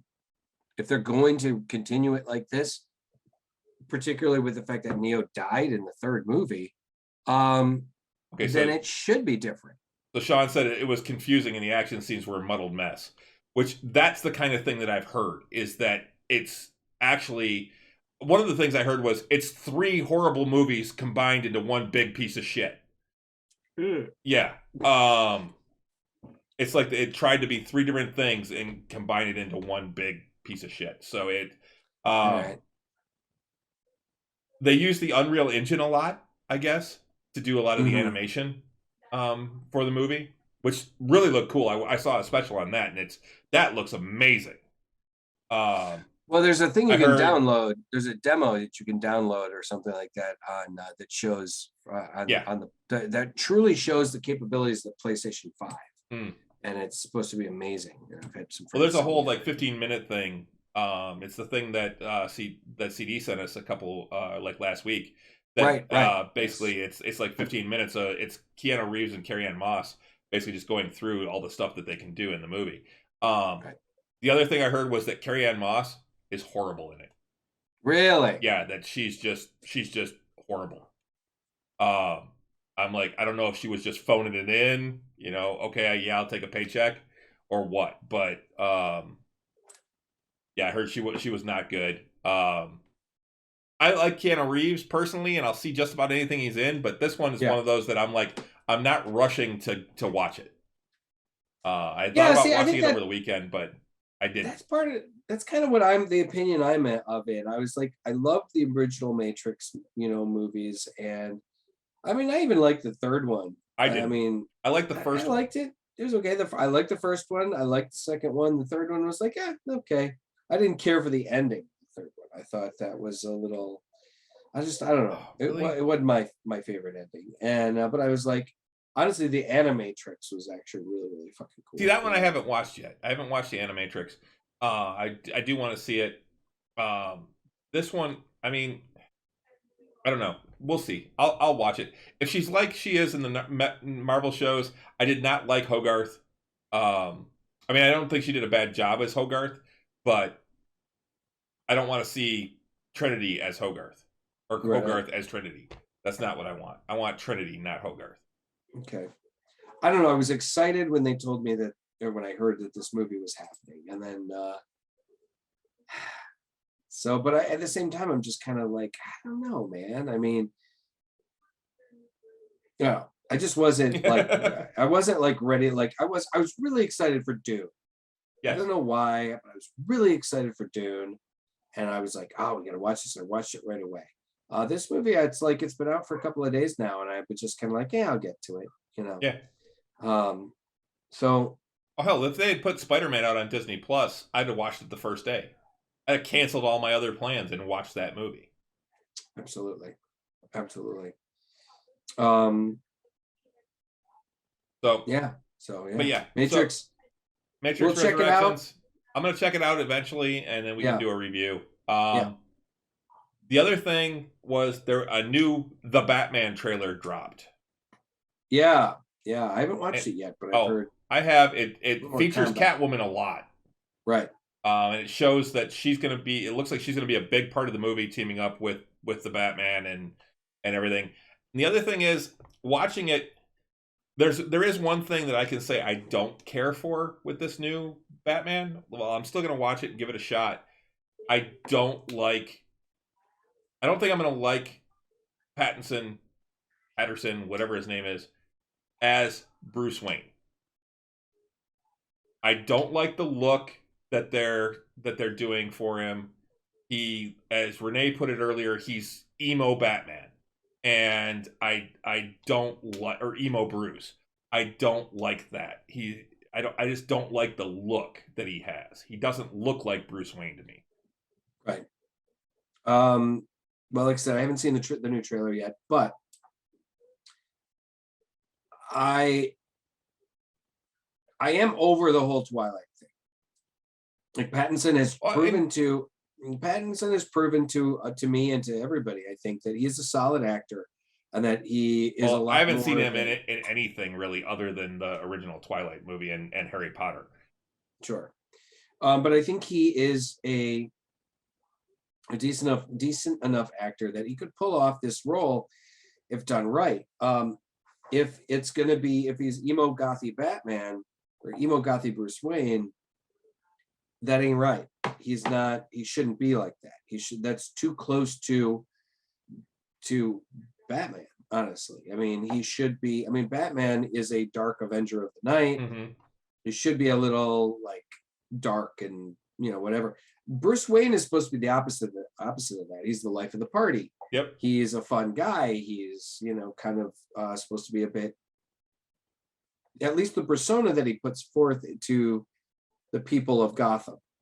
And if they make Pattinson's Bruce Wayne to be like this dark, brooding character, then that's not far. That's too close to actually Batman. And people will be like, they'll draw that parallel. As Sean put it, Bruce Wayne is the costume. Correct. That's very much the case. Batman is the only superhero whose true personality is that of Batman. Yep. Not his secret identity. Yep. So we see that. The other thing that I saw in there, it's definitely going to be dark. It's going to be very dark. I did see that the director and I think the producer want this to have nothing to do with the DCEU. They want this completely out of the DCEU. They want from what I understand, that is which I can't blame them with the disaster that's been. I still think if after seeing the Snyder Cut, if they had just kind of continued on with Snyder's vision, they would have at least had a cohesive vision. Now, personally, I wasn't down on how dark it was. I would have liked a little bit lighter. It should be a little bit lighter, but at the least, if they continued on with Snyder and his vision, it would have been cohesive and it would have been something we could have digested well. It's not my ideal, but at least it would have been something that we could all kind of get behind and acceptable, as opposed to the cacophony of different looks and whatnot that we've got now. Kind of like Marvel, like what Marvel has done. Marvel has a cohesive kind of vision. All of their movies have a similar kind of, even like say the Eternals, which is strikingly different from a lot of the other films. It's still, you can recognize it. Oh, yep, it's a Marvel movie. Well, and the other thing in this trailer, you see a lot more of, well, not so much a lot more of the Riddler, but you see a lot more of what's going on in Gotham at the time, because the Riddler is, they've already said the Riddler is the main bad guy. He's definitely not the cackling, funny Riddler. Right. He is the creepy serial killer Riddler. Right. And from the looks of a lot of it, it reminded me a lot of the stuff I've seen when they show what I think is what they're showing Riddler is it reminds me of Hush. Because instead of bandages, it looks like it's duct tape, but it's all, his face is all, and his head is all duct taped up. Yeah. And it very much reminded me of Hush's bandages. And that's what it made me think of. I don't know that that's the direction they're going, but it's that same type of thing, I think. Well, it's interesting you note that, because in the original Hush storyline, the Riddler was a major part of it. Oh, I know. Yeah, he is in the animated movie too. If anything, he was the true villain of the story of Hush and whatnot, and ends up ending it with figuring out that Bruce Wayne is Batman, but realizing that he can't tell anybody, because if he tells everybody, then everybody will know the answer. Yep. And he's like, he doesn't want everybody to know the answer. So I don't think that the Riddler should be as goofy as the way Jim Carrey played it. Jim Carrey played it, he played a version of the Riddler that was entertaining, but he played a version of the Riddler that was Joker light. Yeah. Now the Riddler shouldn't be Joker light. He shouldn't be anything like the Joker, but he also shouldn't be like a scary psychopath. The Riddler should be a scary intellectual. He should be the kind of guy that you'd be worried that is not only the smartest person in the room, but is also like the scariest, smartest person. You know what I mean? Like he's not necessarily a psycho, but you're still worried as to what he's gonna do. Yeah. Well, but at the same time, he shouldn't be that guy that makes you go, that you're afraid you're gonna wake up with him like standing over your bed with a knife, you know. This So, makes and I think that's- this makes it seem like he has an addiction to duct tape, though, because every one of his victims that they show has like their mouth duct taped shut, or a bomb duct taped to their hand, or things like that. Right. He's not Saw, you know. Yeah. He's not the guy from Saw. Jigsaw. He's not Jigsaw. He should be he's his own creature, you know. Yeah. And I agree, Sean. I think a Legends of the Dark Knight series would be really cool. A slightly different, and I think that's kind of what we're seeing, because Legends of the Dark Knight was Batman with a slightly different take, because every writer and artist was slightly different on Legends of the Dark Knight. You had a different, every story arc had a different writer and artist, so there were different kind of feel of Batman, different kinds of just flavors of Batman. And I think that's kind of what we're getting with these different movies, you know. But that comes out March 4th, so I'm looking forward to that. Right around the corner. Yep. Yeah, didn't realize we were that close to that. Yeah, right on. So that's all I have, other than the Hawkeye finale. Well, I say we get into the Hawkeye finale. And, Holy shit! Holy shit! What an ending! Yeah. When I texted you, I told you, I was like, I think this was the most satisfying ending to any of the Marvel series we've seen on television so far. It was, at least any of the Disney ones. Yeah, it was good. Very satisfying ending, because I mean, you could make a sequel or like a season 2, but if they don't, yeah, I'm okay with that, you know. And yeah, and in all honesty, Yelena has risen through the ranks, and she is way up at near the top of my favorite MCU characters right now. Okay, first of all, Florence Pugh. Yeah. Fucking awesome. She is really cool. I like her as an actress. I think she's really fun. And her work as Elena was just fantastic. I mean, we saw it in episode 5. The dialogue that she had with Kate was just great. I made macaroni and cheese. Would you like? It was like, yeah. Who is this person who make the delicious smelling macaroni and cheese? It's like I know what boxed macaroni and cheese tastes like. It's delicious. You know, it's fucking great. And then, are you done? Like, are you done? I can add hot sauce. Yeah, I can add hot sauce. I love the hot sauce. She was so cool. She was so. I mean, even the clothing style that she pictured, very bohemian. She was just like a lot of fun. And then we saw even more of her in this the last episode. Yeah. We got to see that great fight scene between her and Kate. Well, but we'll get to that in a second. So okay. The episode starts off with is it Eleanor confronting Kingpin. Yes. Yeah. In his office. Yes. And basically saying, I'm out. Yeah. And oh, by the way, I have insurance, so don't come after me or my family. Right. Now, seeing what's his name? D'Onofrio, thank you. D'Onofrio return as a Kingpin was awesome to me. Yes. I thought he did a great job in Daredevil. And seeing him return, he is a very different Kingpin. He is much more comic book Kingpin than he was in the Daredevil series. Daredevil series he was much more kind of a down to earth. He was still strong and he was still a psycho and all that, but he didn't have the super strength and all that he seems to have in this. Well, I don't know, man. He ripped a fucking door off a car. Okay, fair enough. Yes, he did do that.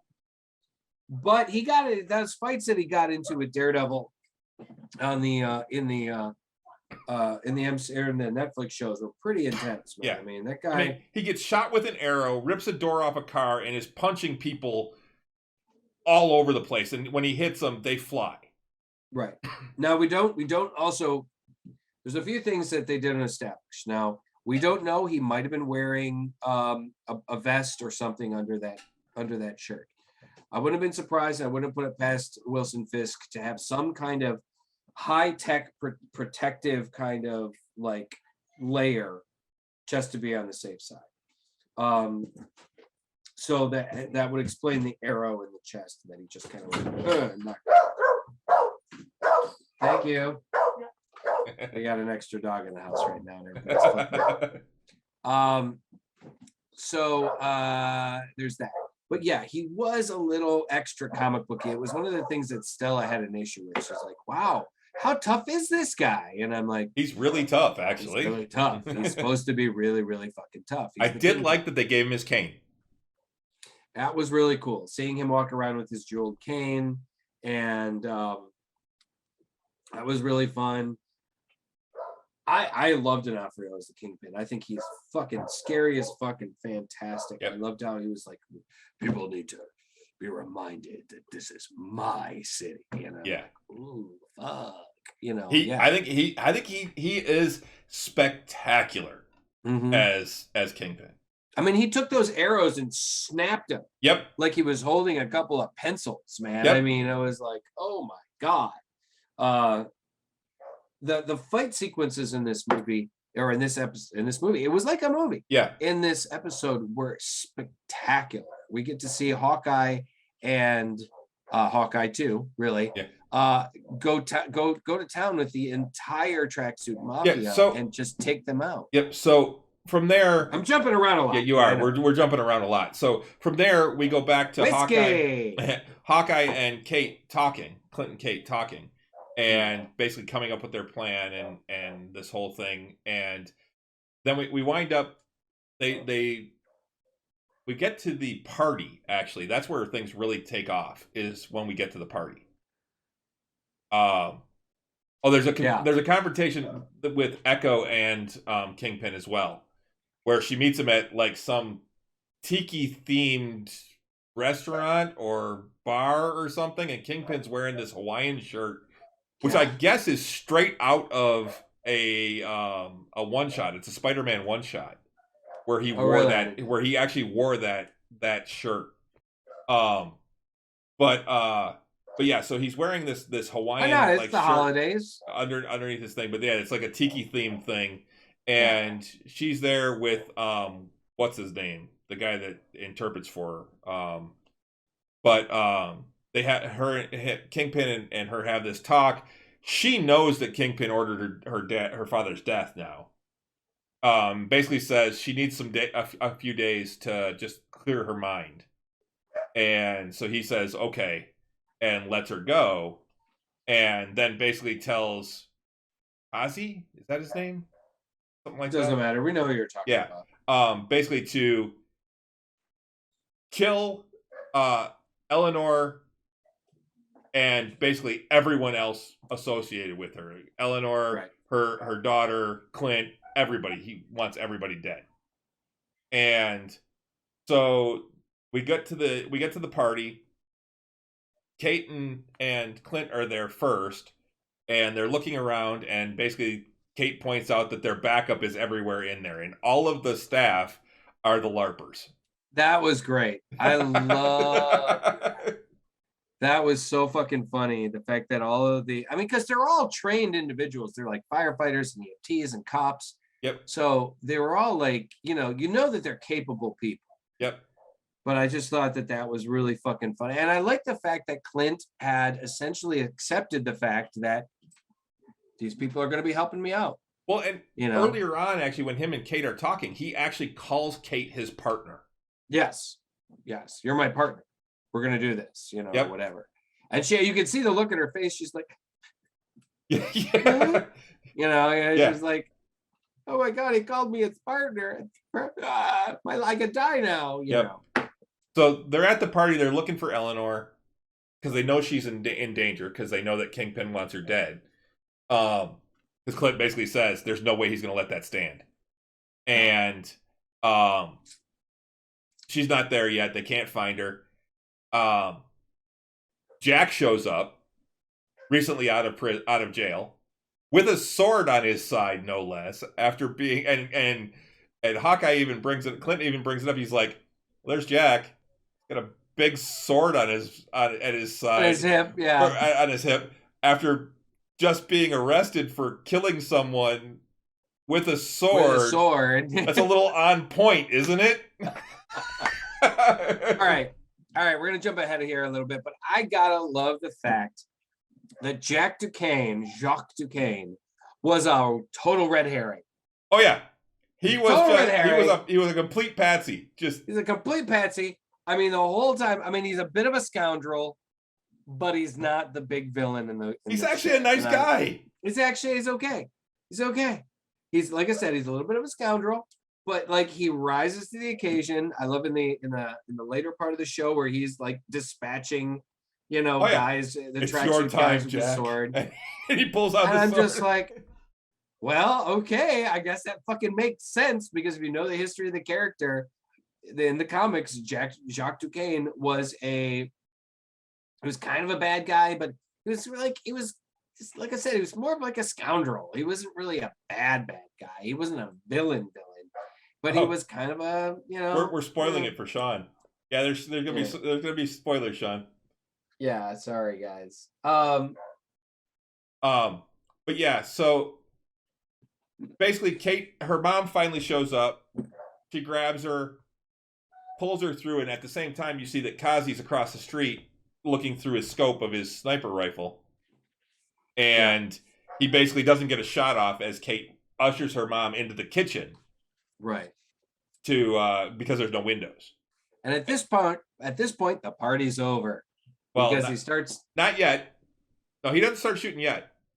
Kate has a conversation with her mom, basically confronts her about Kingpin. Jacques comes in, says, I need to talk to you. And I need to talk to you, darling. And she says, not now. And then Kate leaves. Eleanor leaves. And Jacques standing there and he looks around. He's like, wait.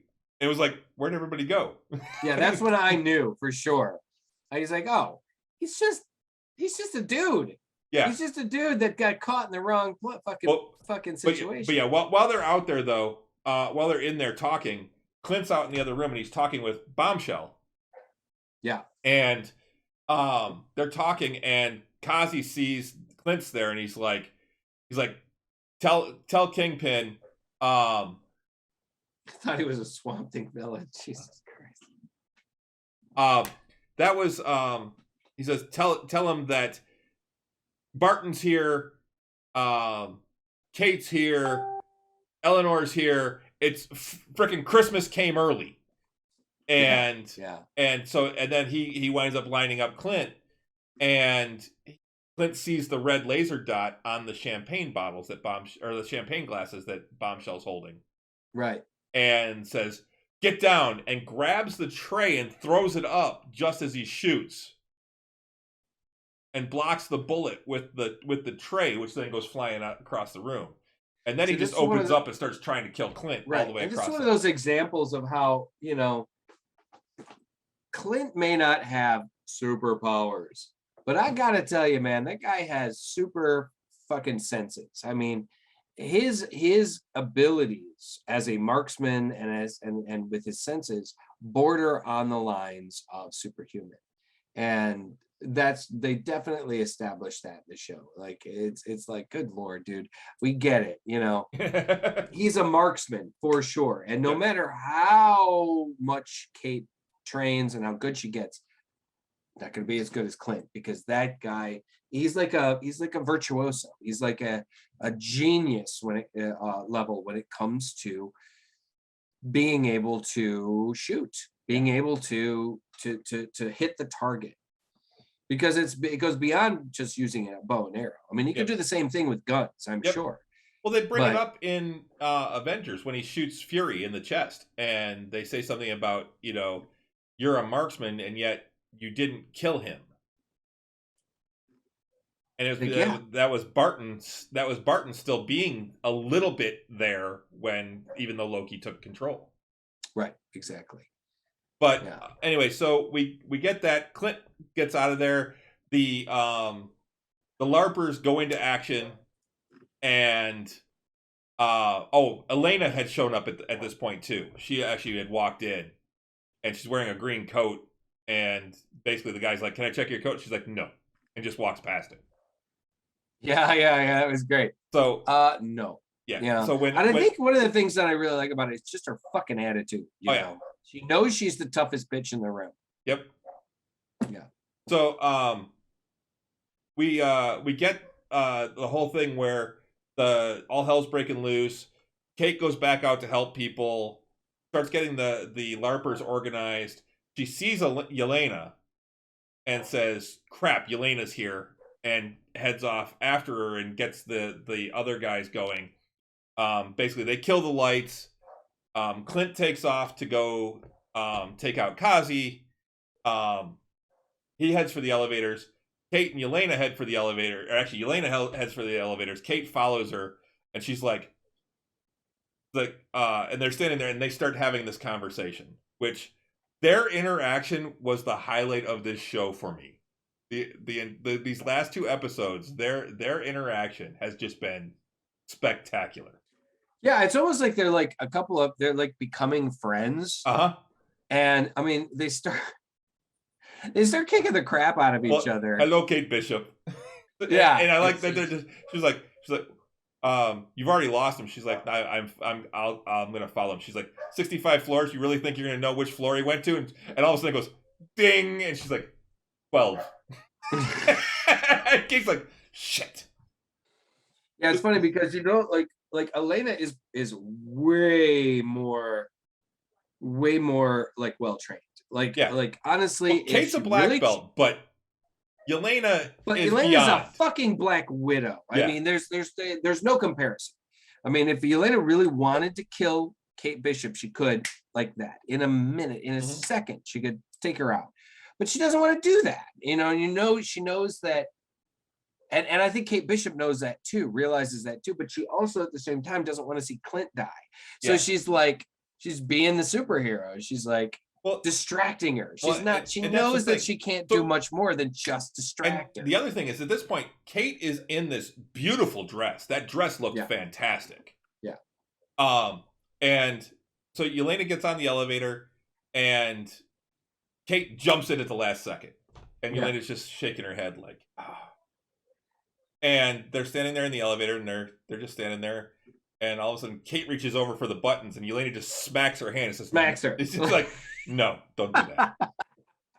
That was cracking me up the whole time. She didn't even look. She didn't even turn and look. She just, no. She's like, ow. Well, and then then Kate reaches for it again, and she like spins her and stops her. She's like, no, Kate Bishop, you can't do that. And then they get into this big fight on the elevator that is just hilarious. And then, oh man, as they're fighting, they sit there and they're fighting, and then Kate just smacks her.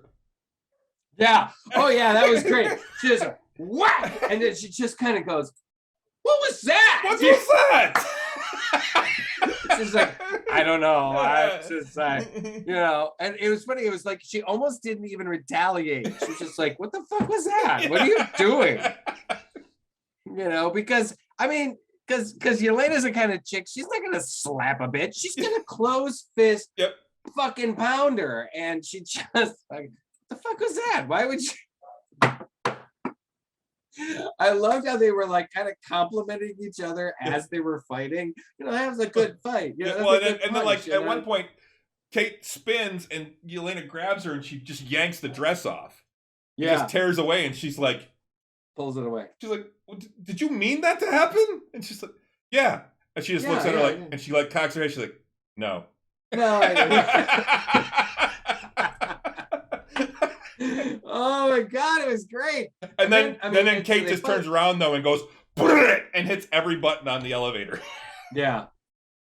But they fight. They're going through the building. Well, not just that. So right then, as that happens, the door opens and Yelena takes her coat off, and she's got her Black Widow outfit on underneath, and she like throws her coat at Kate and says, "Subka," which is bitch in Russian. Yeah. But they fight, and it's this great shot too, where the camera's just tracking across, and they're fighting, and they're flipping over things. And each room is like a different frame. Right. Yeah. And they really the director really took a lot of inspiration from the comic book itself, the Hawkeye comic book. And in fact, Matt Fraction, who's the artist on the comic book, he was he was a producer and a consultant on the show. I don't know if he was a producer, but he's definitely a consultant because he's in the credits. And But they really did. They did some really great stuff. It's very comic book oriented, and I loved how like it gets to a point finally where she like it kind of shows the widow shows again how much of a badass she is, and just kind of goes, you know what, fuck it, and then like I think knocks her aside or something, hits the uses her web thing. Before this though, we Clint is down on 12, and he actually basically spots where Kazi is and opens up the window and then fires a gas arrow to basically force Kazi out. Right. Before that. So he's got an open window. Right. When Yelena throws that thing down and basically just jumps out the window. Right. And runs down the side of the building. Right. And then Kate decides like, oh fuck, I'm gonna do that too, I guess, Well, not at first, because at first, as Yelena's running down, Kate realizes, she looks out and she realizes Clint's right below him, and she yells out Clint just as Yelena gets there, and she spins around and shoots just as Clint jumps back in the window. Right, exactly. And then she fires a bunch of more times and then skids along the building. And hits the ground. And then hits the ground. Like, what the fuck, I mean, that was like 12 stories, at least. She was like 30 some up, I think, when she started. She was, God, she's got a lot of cord, man, because that's a long way down. And there was still some on the ground, too. Yeah. And then Kate decides like she's going to wrap a thing around it. Yeah, she's like, I could do that. Like, I'm like, that's a bad move. Crazy. Yeah.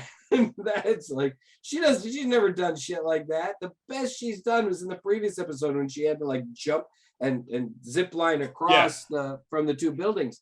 Like that was nut bars, man. And I was like, I blew my fucking mind. And I'm like, that was awesome. She's just falling basically. Yeah. As she goes down. And then she winds up hooking it a little bit and getting her feet on there and sliding, and I still think she would have broken an ankle or something when she hit. Something. The way they like it's a superhero show. Yeah. So then so we do get to see it. We got to move forward because it's getting late. But one of the things, I mean, Clint winds up in the tree. Kate gets him out by knocking the tree over. Oh my God, that was amazing. The owl thing was totally a thing. Oh yeah, it was based on there was an owl last year that when they moved the tree and they put it up in Rockefeller Center, they actually found that there was an owl that had made the transition. Made the journey. Yeah. Yeah. That fucking blew my mind too. So Stella looked it up. She was like, yeah, there really was an owl. And I'm like, oh shit. There was. I remember them talking about that last year. Yeah. But they put that, so, they're now Kate Bishop and Hawkeye are going to use all these trick arrows on she put him in, when she knocked the tree down and she got Clint out, she put him on the ice rink, which is basically putting him in the kill box. Right. This is where you go to die. like Rhodey said, this is where you go to die. This is where you go to die. This is bad. They had the high ground, Anakin. Yeah. Is that he can actually hit things. You're right, Sean. He can actually hit things. But I loved how she but yeah, I mean it also showed how Kate really is a hell of a marksman herself. Yep. The fact that bang, there's a bang. As she's sliding across the ice. And then she uses the acid arrow and knocks the tree down. Yeah. And I'm like, oh my God. But then we get to see them, like two people basically take out dozens of guys with trank arrows and like the arrow that like basically shot off shrapnel that just tranked everybody, Yeah. And then or taser arrows and all this motherfucking shit. I was like, oh my God, this is amazing. This is why we need to have trick arrows. Well, and then we get they're taking out all the tracksuit mafia, and at the same time we get Maya fighting Kazi. Right. Yes. So she confronts him and basically says, let's go. We can go together. And he's like, no, this is my life. Yeah. She was trying to give him an out. She obviously cared for the guy. And he's like, you should have left and never come back. You know what I have to do now. Yeah. And they basically have a fight, and he grabs one of the arrows out of one of the guys and runs over and starts swinging it at her, and she grabs his arm and flips it around, and he gets it in the gut. Right. And so she actually winds up killing him. Yeah. And then she pieces out, man. Yeah. Well, then she pieces out, and then we get Kate, and one of the funniest scenes was Kate reaching over as they hear the truck coming. Yeah. She reaches, she spins around, grabs an arrow out of Hawkeye's quiver, and sits there and waits. And as the truck comes over, she fires it. It's a Pym arrow. And Yeah. it shrinks the truck down, and you see it spins on the ice. And she's like, "Well, what do you do now?" He's like, "I don't know. I'm gonna have to ask Scott about that one." Yeah. And then the owl flies in, grabs the truck, and takes off. Well, I guess that's it then. And the funny thing is they talk about that. I've heard online that this is an issue because the Pym particles are not like, it's not exactly easy to come by. You know, Yeah. It's like, I mean, Hank Pym is back and he's around, so I guess you could probably get more, but still, it was just like, But yeah, it was really fucking And cool. actually, even before that, I thought it was cool that when Kate first comes out and she confronts that first Tracksuit Mafia guy, and she like grabs his wrist and bends it back, and he's like, "Oh, hey, thank you for the advice. It was so great. You know, I took my girl to the Maroon 5 concert instead, and it worked out great." He's like thanking her really for funny. the advice. I love that. It was one of the, like I said, it was one of the best. I think I enjoyed Hawkeye probably more than most of the other shows, because there was that level of like, oh, there's a lot of irreverence here, and I like it. Yeah. And like what Sean, I think you're right. You know, you need to pay more attention when you're in New York. I mean, because I mean, there's got to be more superheroes than you're seeing. Yeah. You know. Yeah. Just go to Hell's Kitchen. They're bumping into each other all over the place, right? Yeah, they should be swinging all over the place, man. In Hell's Kitchen, I mean, it's like 1 point. It's like the size of Centerline, and there's like 5 heroes in there. Yeah, there's crazy. There's a lot. Yeah, I don't pay more attention, man. I mean, really, I expect pictures. I mean, come on, or get to the city more often. I don't know, because he's in Newark. He's like near. I don't know. So anyway, so at that point, Kate heads off to help her mom, because she knows that she's got to go find her mom, and Hawkeye's like, "I've got it."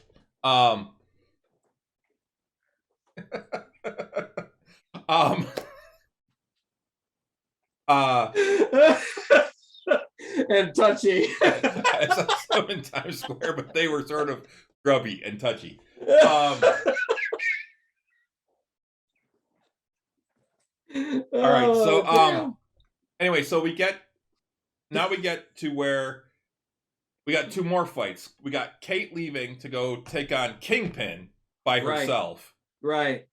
Because, like I said, at this point, Eleanor's rushed into a car. She gets in the car, sees that her driver is dead, and then the guy who got her into the car, "Did the superhero touch you?"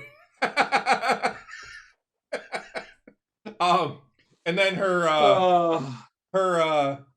bodyguard, the guy who got her in the car, all of a sudden winds up on the trunk.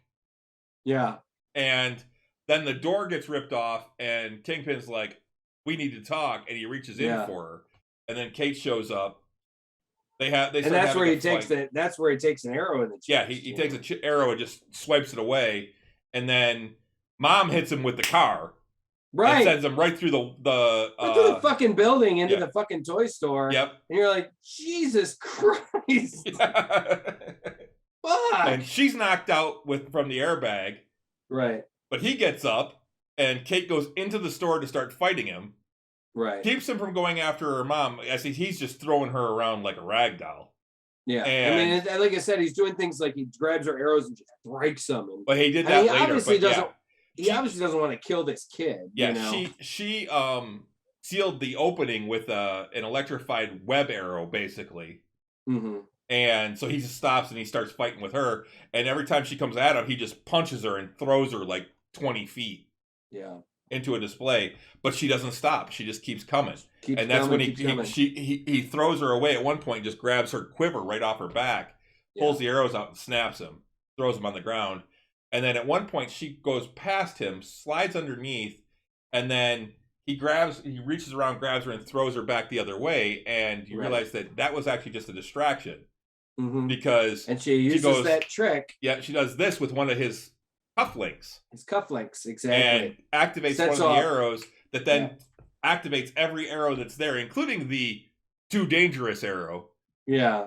It's like this concussion arrow. And everything just explodes at once. and actually knocks him out.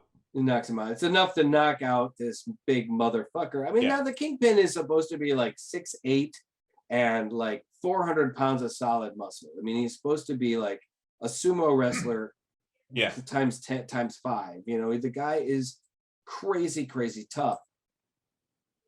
It was enough to knock him out finally.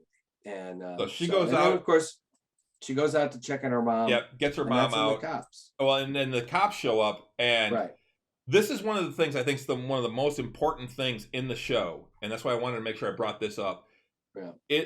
Her mom looks at her and says, "Is this what heroes do? They arrest their mothers on Christmas?" And my response is, yes, that is exactly what heroes do. It's the sacrifice that Kate's making. Right. Her mom is going to jail now. Yep. And that's her sacrifice. That yes, absolutely, I have to do this because I'm a hero. It's not like she has a bad relationship with her mom. I mean, she and her mom have a okay relationship. And it's like, but yeah, she just found out her mom traffics with criminals, you know, and she needs to be called out on it. Yep. So yeah. So we end the whole situation with Kate and her mother and the Kingpin, and then we get into the other Clint fight and Elena. Correct. Yes, Clint and Elena are now fighting. Right, and she's essentially kicking the crap out. He's letting her. Too. Yeah, he's letting her because Clint is also a highly trained SHIELD agent, a special agent, assassin. You know, he probably was an assassin. I mean, he alludes to the idea, the fact that he was an assassin. He was a weapon. He was a weapon. You know, they talk about it, and like how we were weapons. And when he talks to Echo, we were weapons, and we've been pointed. You know, I was just pointed in the right direction by the right people. Yep. And the two of them, she is basically, Elena is blaming him for Natasha's death. And he keeps trying to tell her what happened, and she's like, "You're lying. You're lying." Like, he's like, she made her choice. Yeah. And there's nothing I could have done to have stopped her. Yep. Because I tried. There's nothing I could have done. And she just keeps saying you're lying and keeps hitting him, and then she pulls out that baton and starts, and she's beating the fuck out of him. And then finally he is able to get that whistle. Yeah, he does the secret whistle. Right. And she stops and she's like, "How do you know that?" And he's like, "Nat talked about you all the time." Mm-hmm.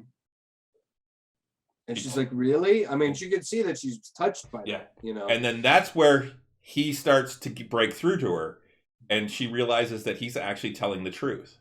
Yeah. Yeah. And I think the moment where I actually got a little choked up. Yeah, where he's on his knees and she walks over and just reaches her hand out. I'm like, that scene right there, I thought was fantastic. Yeah, exactly. Where she reaches her hand out and then helps him up. Yeah.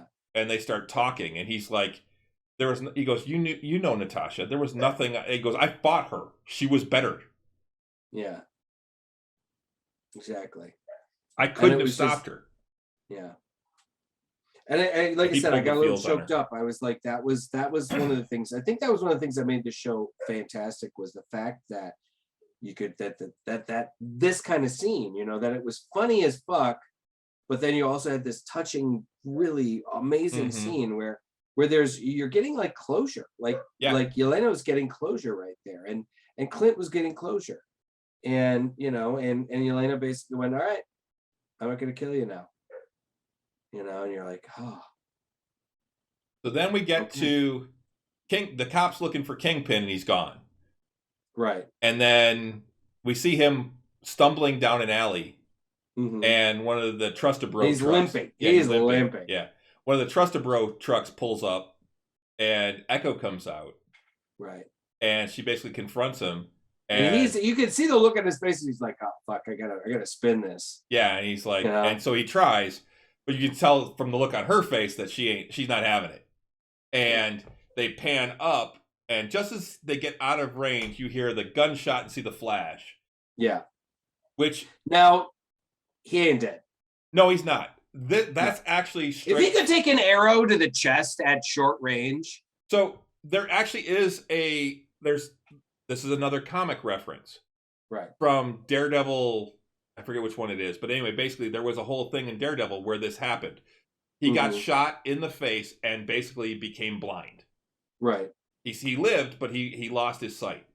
And there's pictures of him with like bandages over his eyes, everything like that. He gets corrective eye surgery at some point, and he's the mayor of New York in the comics right now. So he does get his eyesight back, but he actually winds up blinded for a while. So we may see a blinded Kingpin the next time we see him. But he's still going to be a badass. So that's where they leave that. Then Clint actually invites Kate to come back to his place for Christmas. Correct. And they show them driving in on Christmas Day, driving up that long-ass driveway. And he gets out, gets stuff out of the car. And of course, says, she's like, "Are you coming?" And here, Fisk has done wonders for the city. Yeah. I'll bet he has. Yeah. And then you could tell, she's like, "Are you sure this is fine?" And I was like, "Yeah, they're going to love you." Yeah. You know? And of course they do. She's got Lucky with her. Because Right. now Pizza Dog actually has his name Lucky. Yeah. He is Lucky. And they have this great, of course, they're going to welcome her in, and Laura gives her a big hug and the whole thing. And there's this great like scene. And then you see, you go, "Hey." And Clint's like, "Hey." You never guess what turned up at a black market auction in New York. And it's her fucking Rolex. And we knew that. It's the Rolex. He hands it to her, and she's like, "Thank you." And she flips it over, and it's a Shield logo with 19 on it. 19 on it, right? Which was it was Mockingbird's number. Yep. Yeah. She was Agent 19 before she became Mockingbird. So now there's the fact that, I love the symmetry. Clint was married to Bobby Morse, who was Mockingbird. Maybe Laura's real name is Bobby. Maybe it may just be that this is a different universe. So it may be that it's universe. It's one of those things they're more and more establishing that Shield is an alternate timeline. It is not part of the MCU anymore. Originally it was supposed to be, but they've really moved away from that. Correct. They've kind of lumped it in with the Netflix shows. Yeah. So and Cloak and Dagger and Runaways and all those that aren't part of the MCU. Right. And I still really, really appreciated that symmetry, that was really cool.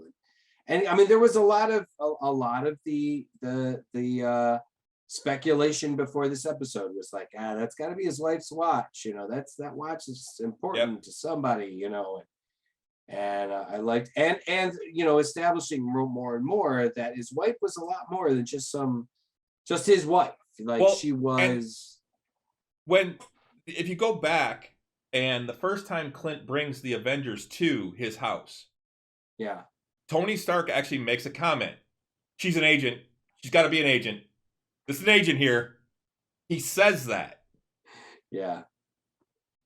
So anyway, the show is great. It ends on the whole thing where the two of them are talking, and she's like and Kate is pitching names to him. What do you think about Lady Hawk? What do you think of this and that? It's like, what was it? Lady Hawk. Oh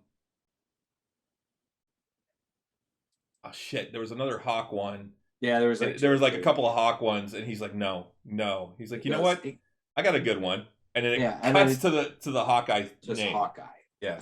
So I think if we do see a season 2, we'll see it'll be all about her, and it'll be maybe, if anything, he'll be riding. He'll be online for her to. He'll be the man in the seat. Right, he'll be the man in the seat. He'll be the guy that she calls, kind of like how he kept calling Laura for help. Yeah. But I think we're done. I think we're done seeing Jeremy Renner in this role. I think he's about done. The show just right. And it was just a fantastic ending. It was a very, like I said, a very satisfying finale, and I was really, really pleased by it. Yep. I think it was great. And then in the mid credits, we get the full length "Save Our City" musical number from Rogers the Musical. Oh God! Yeah, that was fucking painful, man. I tell you. I could do this all day. But the thing is that those were actually Broadway actors that they got to do that. It doesn't surprise me at all. And with with everything going on Broadway, with a lot of shows shutting down because of COVID and things like that, it was cool to see them have some stuff. So I have tickets to Rogers in late January. Now, one of the things I will say, you better be taking me, asshole. So one of the things, just to confirm timelines, Spider-Man No Way Home happens just before this. Yeah. And you can see in various shots, various posters and screens. Yeah, we see Rogers the Musical all over the place. Yeah. Personally, that is the best example of why you do not mix musicals and superheroes. You just don't do it. Ladies and gentlemen. Hulk's got the magic word. Do not. Smash. Do not. Smash. Smash. You do not mix superheroes and musicals. You have to have a suspension of disbelief with superheroes, and you have to have a suspension of disbelief with musicals. You cannot. They conflict. They don't mix. When in the first episode, when he's at the musical with his kids, and he's like, "I was there." You know who wasn't there? That guy. Yeah. And he points out Ant-Man. Ant-Man wasn't there. He wasn't there. That was the thing that bothered me the most. Well, and I love that Clint points that out. He's like, I was there. You know who wasn't there? That guy. That guy.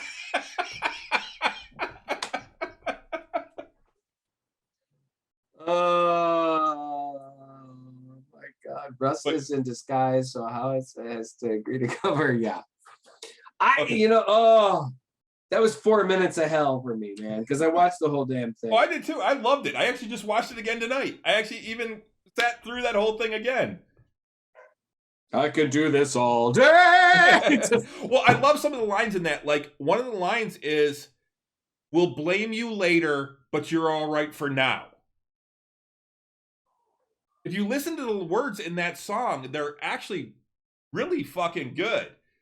One of the things that they say, what the lawyer guy actually says, "We'll blame you later, but for now you're all right." But for referencing who? Referencing the Avengers. That they're going to blame them later for what's going on, but for now they're all right because they're saving them. And that's the whole thing, is that they wound up blaming the Avengers for what happened. Yeah, they did. They did too. It was crazy. It was good, but at the same time, you're like, oh my God. Yeah. I felt sorry for the actors. I felt sorry for the people that had to write that fucking song and do those fucking dance moves. And come on, man. If they're painful. Broadway actors, they loved it. Yeah, they probably did.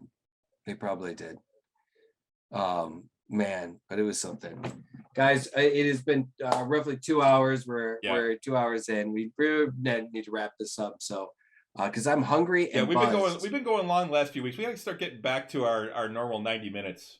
I don't know, unless you guys are down with it, man. Because I mean, that was a lot of fun. We had a lot of people on. We had a lot of chat. We had a lot of stuff going on. That's actually one of the things that kind of extended it was a lot of the stuff going on in chat. So CD, Sean, thanks for everybody. So much CD, tonight. Sean, Auntie Dawn, happy birthday again. Happy birthday, Auntie Dawn.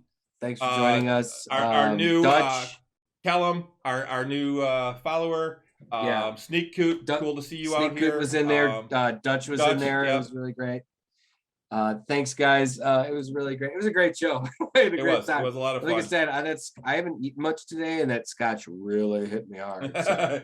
All right, but yeah, here's to 2022. This is our last show, you guys. We'll be back next week on Tuesday. Tuesday, 8 o'clock. 8 o'clock. You gonna be here at 8 o'clock, Russ? I imagine so. You're not gonna go grab dinner at 5 minutes before the show? We had to go get Middle Eastern. I mean, Sean and Sarah are here, and they can't get good Middle Eastern in Jersey. Yeah, so okay. And then the snow. It's snowing it was snowing like nuts earlier today. So thankfully it's calmed down a bit. It looks like a couple of people have left. Thanks again, Auntie Dawn. It's terrible. You know what? Yes, time for port. Thanks, Sean. Russ took forever. Yeah, I'm sure that's what it was, Sean. It's all Russ. It took forever to order. But yeah, so we'll be back here next Tuesday for Nerds with Alcohol at 8 o'clock, and then next Friday, not this Friday because it's New Year's Eve, but the following Friday, January 7th, we will be back for Tavern Nights. Tavern Nights. See us fix Euchariah and then go to Castle Greyhawk. We're going to get our asses handed to us, I'm sure, and Castle Greyhawk. It's going to be an adventure. That's the whole point. That's the whole point. Guys, you can find us at all the places you can find quality podcasting. Ladies and gentlemen, we are on the Google Play Store. We're on iTunes. We're on Spotify. We're on the Odyssey app. We are on Stitcher. And there's one more in there, I think, iHeartRadio. You can also download and stream all of our shows at nerdswithalcoholshow.com. Guys, check out our new website design. Chris just revamped it. It looks great. New website. Spent 2 days working on that. Yeah, it looks great. It's nice and streamlined. You should be able to have no problem finding any of the episodes that you're looking for. Guys, we are here every Tuesday night at 8 o'clock, unless we have a scheduling problem, which like last week we were on it on Monday, and then every Friday night or every other Friday night, you can see us on Tavern Nights. Yep. And I actually have the schedule up on the website now, too. If you click on the schedule button, it'll take you right to our Twitch schedule. And I've got things laid out all the way through May, I think, right now for what we're supposed to be on. So, but yeah, so you can follow us on most of the social medias. We are on Facebook, Nerds with Alcohol Show. We are on Instagram, Drinking Nerds, Twitter at Drinking Nerds. And we're on YouTube, also Drinking Nerds. All of those links are on our website. You can get there, nerdswithalcoholshow.com, drinkingnerds.com, or tavernnights.com. Any of those will get you to the same site. So, exactly. All right. Well, I think that's going to about do it. Let's close out the year. I'm out of scotch. But, all right. Until next time. Until next time. Sláinte. Sláinte. All right, that was all right. All right. Good night. Have a good night, everybody. Have a safe and happy New Year.